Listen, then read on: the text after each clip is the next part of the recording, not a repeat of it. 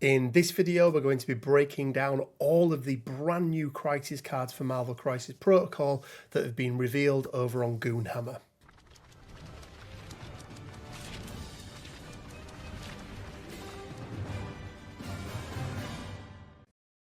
Hey guys, Rich from Rich Gaming. Welcome to this another MCP video.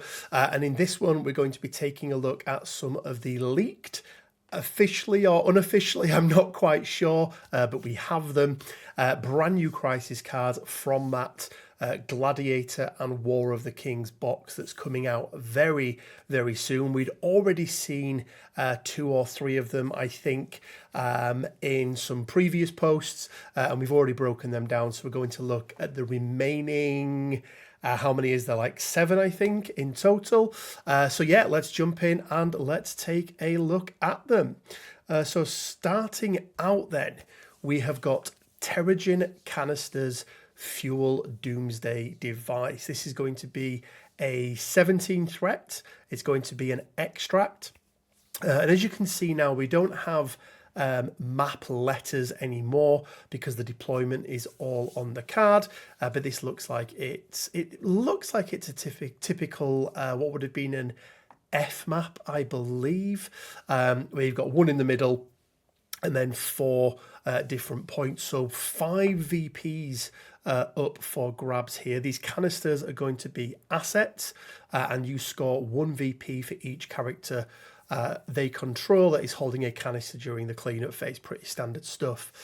So interact, canister, and you can only hold 1 of these at a time.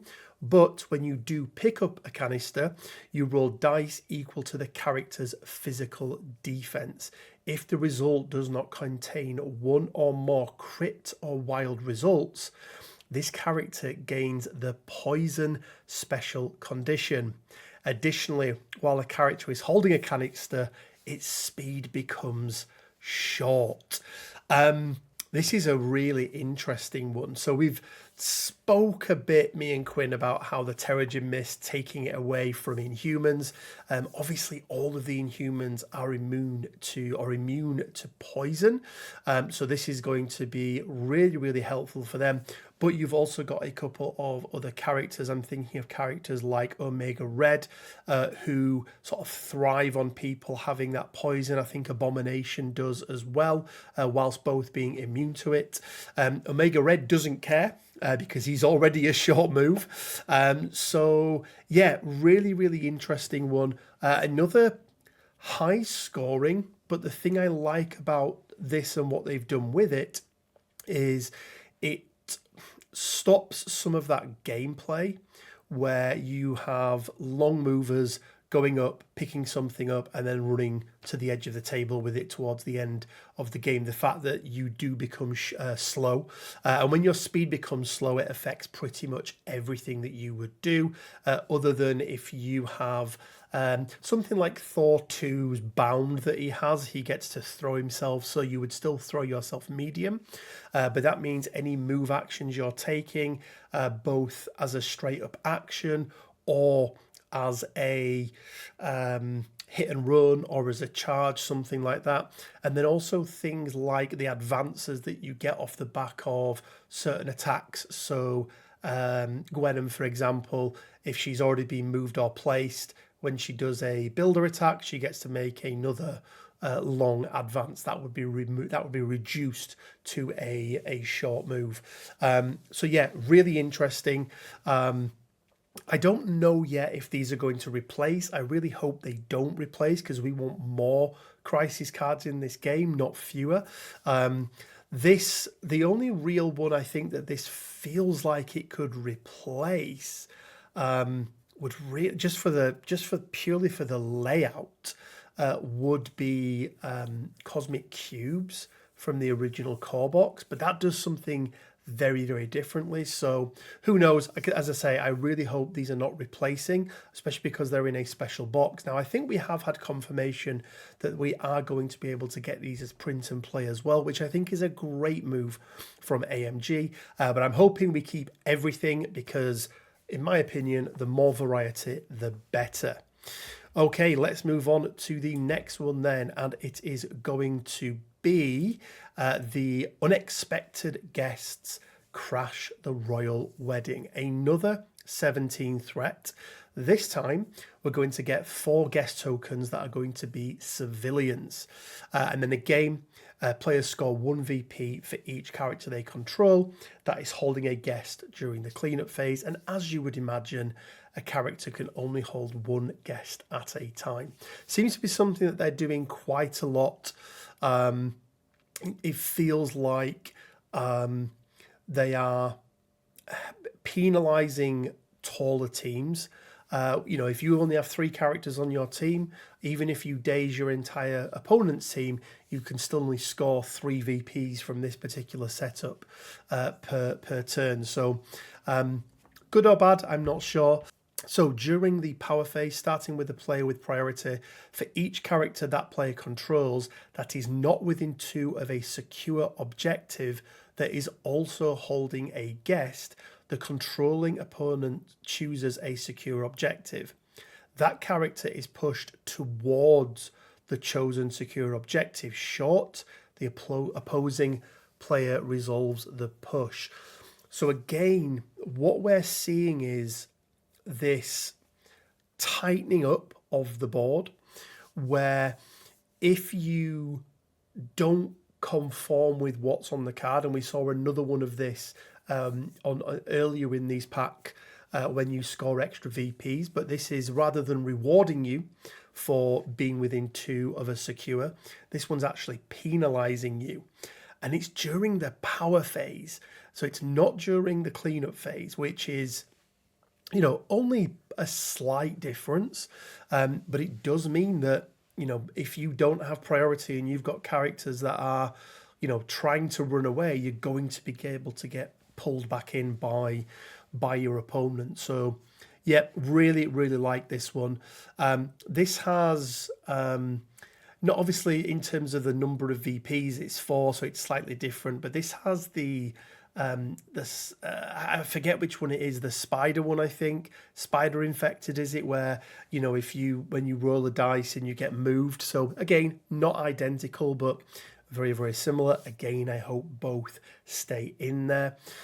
Civilians is a big thumbs up for Inhumans. We're going to do a video next week about our thoughts and feelings for the sort of next 6 months of MCP and who's going to be reigning supreme, and you can guarantee Inhumans are going to be up there, and this is probably going to be one that they will like to play because of that particular crisis card that they have got. But yep, I like it. I really like it. It's something a little bit different, and again, it's pulling the game in and it's making people play the game rather than just picking up things and running away with them. So again, thumbs up to AMG for that one. Okay then, so next up we have got Inhumans Deploy Advanced Weaponry. This is going to be another extract. It's going to be 18 threat. There's going to be 4 Inhuman weapon tokens, the assets, and it's going to be 1 VP for each that you are holding. You're going to be able to pick them up, but you're only going to be able to hold 1 at a time. It seems to be something that they're standardizing now on a lot of these newer crisis cards that we've got. I think it's healthier for the game that way. But a character holding an Inhuman weapon may use the following attack once per turn. It cannot add additional dice to this attack or modify its dice during this attack.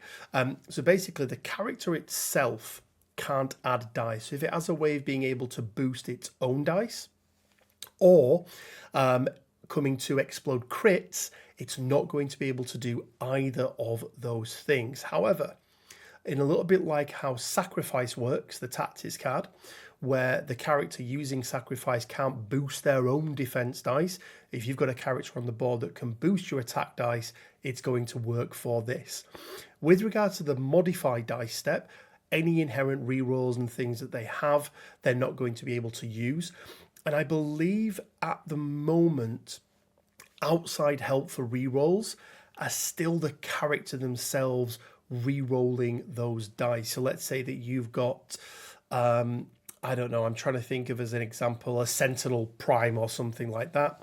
I think the verbiage on that is still that if it's the character themselves that have made the attack that are doing the rerolls, they're not going to be able to use them. Now, when is a dice modification not a dice modification? Well, a reroll is a modification. If you're somebody like Gamora, when she rolls a wild, she gets to turn another one into a hit. That's a modification. If you are a character like, I think Corvus can count blanks on one of his attacks. If he boosts it, counting blanks as a success is not a modification, so that will still work. So you have to just understand the difference between change, re-roll, and then count. Basically, counting, that's going to be absolutely fine. If you've got the reality gem, for example, you're going to be able to count a failure as a crit. You're not going to be able to explode it because you can't add the extra dice in, but you're still going to be able to count it. But what I want to talk about a little bit more is the layout of this map, because I really, really like it. 4 extracts on the midline is very, very interesting and makes for some very interesting thoughts around the teams that you're going to build if you're taking this. I'm already thinking off the top of my head, defenders. Absolutely love this setup because they've got both ASM and Namor. Medium base, long move. We know what that can do. And they can position one on either side of the board. And it looks like, and these are never fully to scale, I would need to check it, but it looks like they could position themselves in such a way. And that's really, really interesting because all of a sudden you're at a huge advantage being able to turn 1 or even turn 2, walk up, pick one up, come back, and then do exactly the same on the other side. And all you have to do is whichever your opponent takes, so your opponent moves up with their Namor, takes the one on the left, you move up with your ASM and take the other one on the left and then move back to safety. So I think midline extract grabs are going to be really important for this one. But I just think it's a really nice setup, and I think it brings in some different things that you need to think about.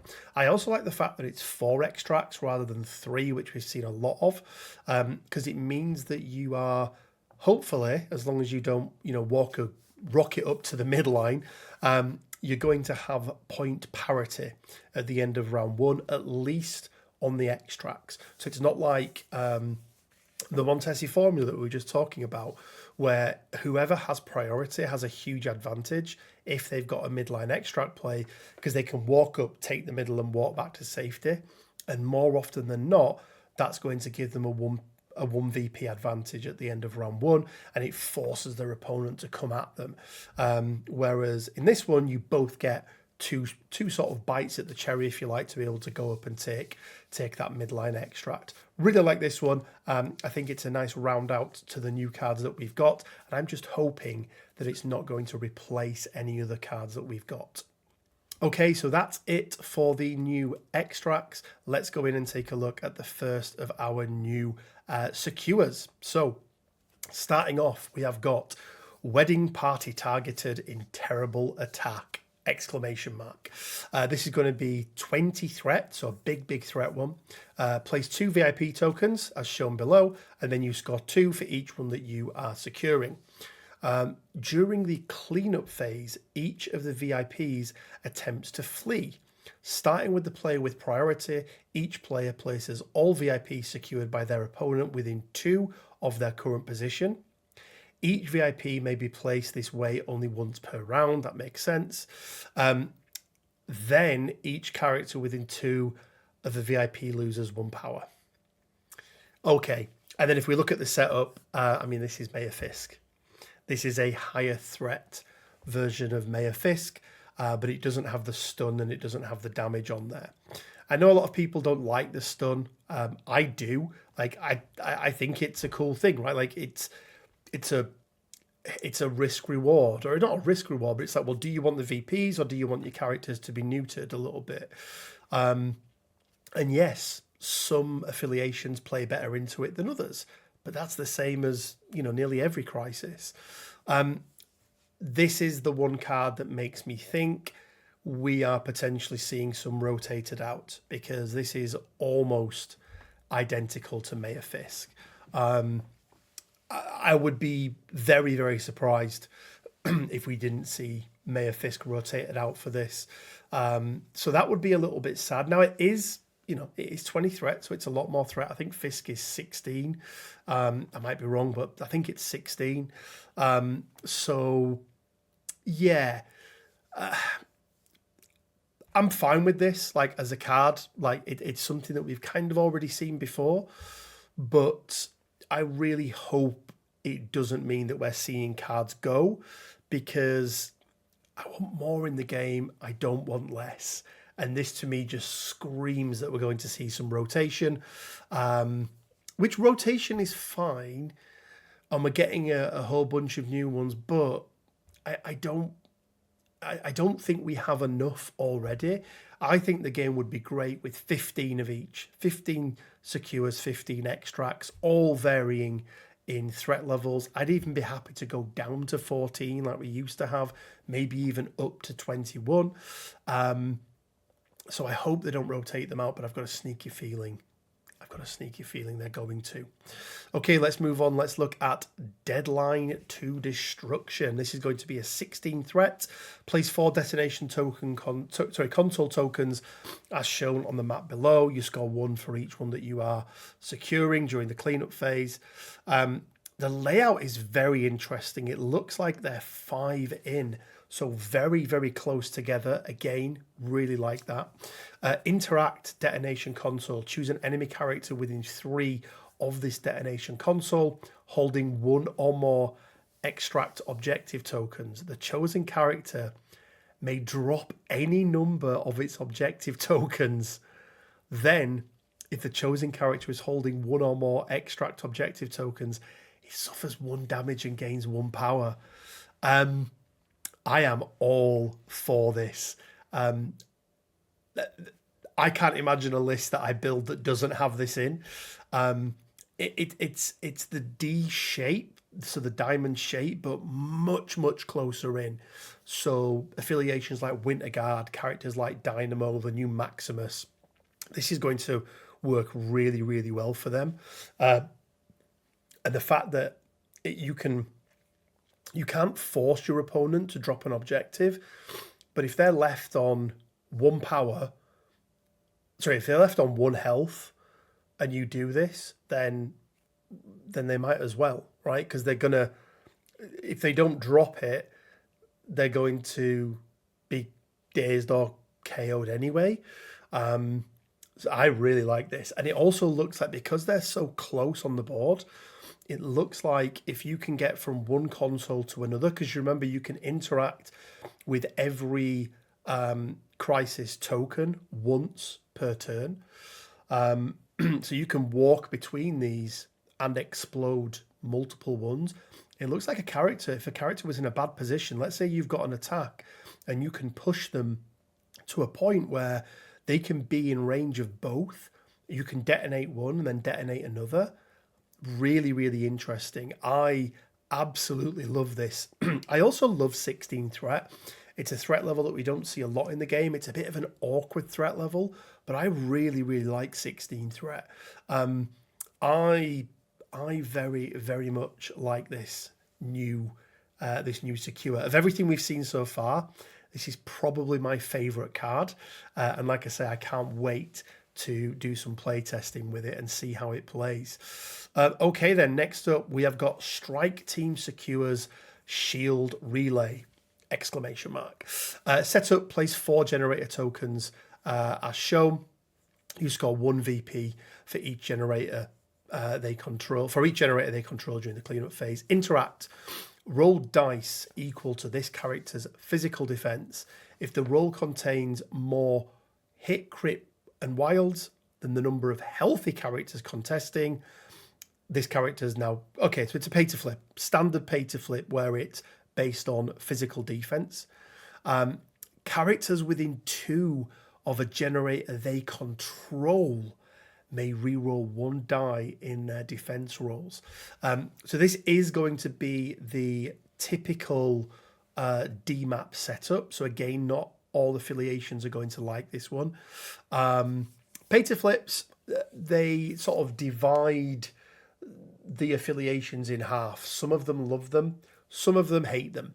Attrition, it's a bit hit and miss with attrition, because with attrition-based teams, it means that you can flip it and then advance up the board, and you can leave it and still potentially score your VPs. You don't have to leave somebody on the point. But they're using that power to pay to flip, rather than using it for big attacks or throws and superpowers and things like that. Rerolling one defense dice. Out off the top of my head, Taskmaster all of a sudden becomes an amazing character on this board. But I remember that defense dice roll will stack with any other rolls that you've got access to as well. But you do have to control it, not just be within range 2 of it. So you do have to control it. Really interesting one.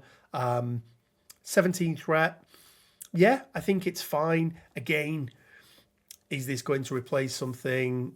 I'm not sure. We've not really had, or we've never had crisis cards that give rerolls in the past. I don't think. I might be wrong, but I don't think we do, or I don't think we've had. So yeah, interesting one.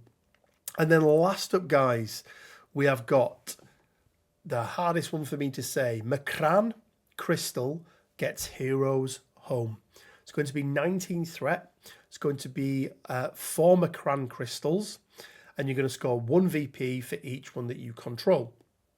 So interact. If no enemy characters are contesting this crystal, you now contain this crystal. Otherwise, okay, this is sword base. Otherwise, roll a dice. Roll 1 die if it's a hit crit wild. So it's a pay to flip, but the way it works is if nobody's there, it's automatic. If somebody is there, it's just a 50-50 flip. And then during the power phase, each character holding 1 or more extract objective tokens that is contesting a crystal gains 1 power. Again, interesting. I really like how they are. I really like what they've done with this set of cards, whereby they are not 2 separate things, right? You can't just play the extract game and you can't just play the secure game. They're linking them together, and to get extra benefits, or sometimes extra benefits, sometimes penalties, you have to be within a certain range of a secure holding an extract to be able to either get the benefit or not suffer the negative penalties. Again, bringing the game in much closer, stopping characters running away with things, and basically forcing people into the middle of the board and having a bit of a fight. This looks like a direct replacement for Shield. What did I say it was? Sword Moonbase, I think it is. So again, it's going to be very, very interesting to see whether or not we do get cards rotated out. If I had to say, I'd say it's probably 80% chance that we get cards rotated out once this box is released. Potentially probably after Adepticon, and we'll get a new list of banned and restricted. Hopefully, some more updates to characters. I think they addressed Thanos and Thor purely for Adepticon, not purely for Adepticon, but in time for Adepticon. And then I think during Adepticon, during the presentations, you can expect that we're going to see hopefully some more updated characters. Guys, we're going to leave it there. Let me know what you think down in the comments section below. Do you like these new cards? I think the fact they're going to be print and play, or at least that's the rumor I've heard, is really good. It's not forcing people to buy a box, but I think the box is good value anyway, so I don't see there being a problem with that whatsoever. Guys, I want to give a big shout out to all of our Patreons. Thank you so much for your support. It really, really does make the world of difference and makes running the channel that much easier. And YouTube members as well. Sorry, YouTube members. If you do want to become a YouTube member or a Patreon supporter, you can just hit that join button to become a YouTube member, or go down in the description below. You'll see a link. Click on there, and from as little as £1 a month, you can help support the channel. And anything we get from this goes back into the channel, whether it's buying new things. I am still trying to set up my recording room. I'm currently building shelves at home. We've just moved house. There's a lot of work that needed to be done on it. So that's where a lot of my time has been taken, in between my normal day job and just generally being ill quite a lot. So yeah, I do apologise that we haven't had any battle reports yet, but fingers crossed we'll get them over to you soon. Guys, I want to give a big shout out to Leodis Games as well, sponsor of the channel. If you do want to support me, you can do so by purchasing through Leodis Games. I don't get a kickback from Leodis Games, but they do make it much easier for me to buy the things. So to show them some love, head on down. There'll be a £5 off discount on your first order. Again, link down in the description below. Join the Discord. Our February event is well underway now. So if you do want to try out all of these new cards, where they will be legal, make sure you join our Discord. Probably around the 1st of March, we'll start the new event where all of these new cool things will be around. Doesn't matter where you are in the world, we can all play together via certain means. And yeah, so head on over and check it out. And as always, guys, it leaves me with just enough time to say stay well, keep safe, and until next time, bye for now.